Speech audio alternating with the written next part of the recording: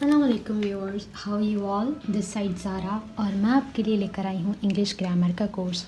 यहाँ हम इंग्लिश को इजी मेथड से सीखेंगे कि आपकी सारी कन्फ्यूजन्स दूर हो जाएं। अब आपका क्वेश्चन ये होगा कि ये कोर्स किन लोगों के लिए बेनिफिशियल होने वाला है और हम यहाँ पर क्या क्या चीज़ें सीखने वाले हैं। तो ये कोर्स स्कूल, कॉलेज, यूनिवर्सिटी के स्टूडेंट्स, कॉम्पिटिटिव एग्ज़ाम्स की प्रिपरेशन करने वाले और जो भी प्रोफेशनल्स हैं उन सब के लिए इंशाल्लाह बहुत ज़्यादा बेनिफिशियल होगा। आइए तो डिस्कस करते हैं वो सारे टॉपिक्स जो हम यहाँ पर पढ़ने वाले हैं। मैं आपको यहाँ पर बिल्कुल बिगनिंग से सारी ग्रामर A to Z समझाऊंगी ताकि वो लोग जिनको सिर्फ इंग्लिश की ई भी नहीं आती वो भी इसका उतना ही बेनिफिट उठा पाएँ जितना कि एक नॉन पर्सन उठा सकता है। तो अब चलते हैं कंटेंट की तरफ।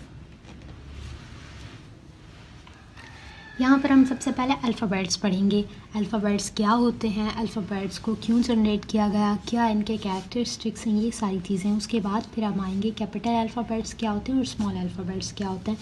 ये अल्फ़ाबेट्स की कैटेगरीज़ हैं जिनके बारे में मैं आपको बताऊंगी। दैन उसके बाद फिर हम ये पढ़ेंगे कि स्मॉल अल्फ़ाबेट्स को किन किन कैटेगरीज़ में डिवाइड किया गया है और किस बेस पे। उसके बाद हम पढ़ेंगे लेटर। लेटर क्या होता है, लेटर में हम वाउल और कॉन्सोनेंट दोनों को पढ़ेंगे, दोनों में क्या डिफरेंस है और उनका यूजेस। उसके बाद फिर मैं आपको ये भी बताऊंगी कि अल्फ़ाबेट एंड लेटर्स में क्या डिफरेंस होता है ताकि अगर कोई भी आपसे क्वेश्चन करे तो आप उन्हें इजीली बता सकें। उसके बाद हम आएंगे वर्ड की तरफ। वर्ड क्या होता है, वर्ड कैसे आप बना सकते हैं, फ्रेजेस के बाद फिर क्लॉज, सेंटेंसेस, इन तीनों का डिफरेंस भी मैं आपको इजीली बताऊंगी ताकि आप इनको डिफरेंशिएट कर पाएँ।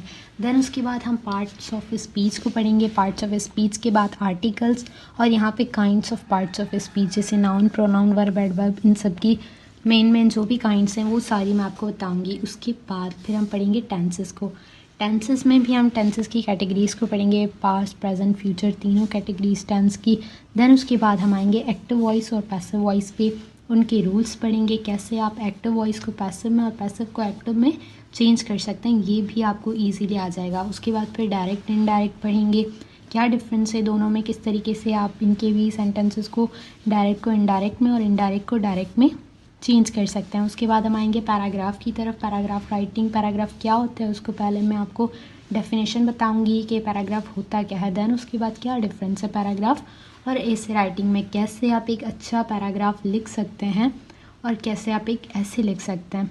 देन उसके बाद हम लेटर पे आएंगे। लेटर एंड एप्लीकेशन दोनों ही मैं आपको साथ ही पढ़ाऊँगी क्योंकि उसमें भी कुछ कन्फ्यूजन्स होती हैं बच्चों को, तो वो सारी आपकी रिजॉल्व हो जाएंगी। क्या मेथड कौन सा होता है, एप्लीकेशन किस वे में लिखी जाती है और लेटर किस वे में।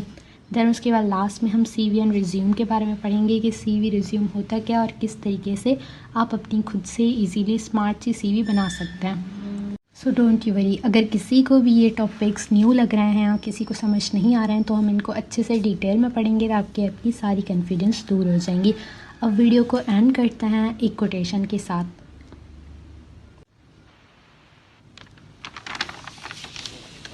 If you wait until you are ready, you will never start.